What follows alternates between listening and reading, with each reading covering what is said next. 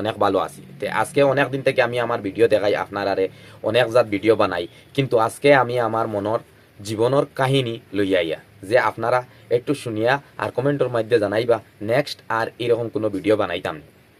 আমরা হইলাম গিয়া বাফর আমি 2 নম্বর ছেলে, আমার মা বাবা 2জন মিলাইয়া আমরা ভাই বোন হইলাম কি 10জন, ফ্যামিলির মেম্বার হইলা গিয়ে আমরা বাইন হইলাম কি 5জন আর বোন হইলা কি 3জন। আমি হইলাম গিয়া 2 নম্বর মাইজলা ছেলে, তোরা শয়তানারি মানে কিছু চিল্লারা দেখা না।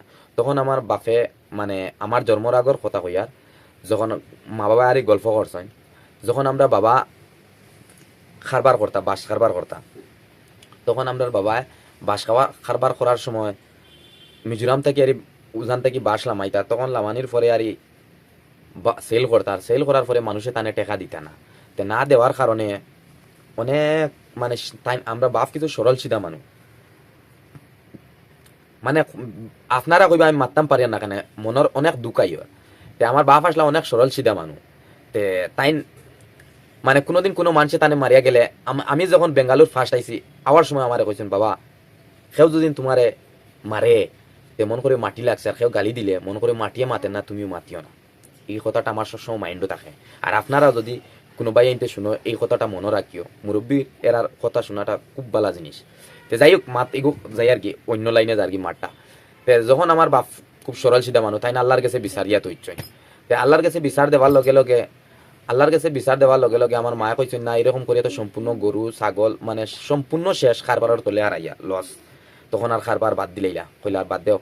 আর 2 দিন পরে পরে আর যারার কাছে পয়সা পাওনি তারার কাছে যাইন 100-200 দিন ওটা করি আর মানে প্রচুর টাকা আগর টাকা নষ্ট করে লিছেন। লাস্ট ফিনিশিং আমার বাবাই কিতা করতা আমরা রে ফালিতা করি ও আমরা ফালিতা করি, তখন কিতা করলা তাই রুজি খামো গেলা। আমরা ভাই বোন তো 8জন, মা আর বাপ বিনা কোনো চাকরি কিছু নাই, জব নাই, তখন কাজ কাম করে খাইতরা। আমি একটু বড় হয়েছি দেখি হুরু ফেটে গরু খায়, তখন মনে হয় আমিও খানি খুনি খাইতাম, বা আমরা সবাই এনতে বেশি খাইতাম, মারে বাপারে অনেক ডিস্টার্ব দিতাম, মার খানি খাই দিতাম। তে আমারে দিলাইলা কইলা তুমি আমার ওফা প্রায় তখন আমার বয়স 3 বছর 3.5 বছর হয়েছে, তখন আমারে দিলাইলা নানি বাড়িত।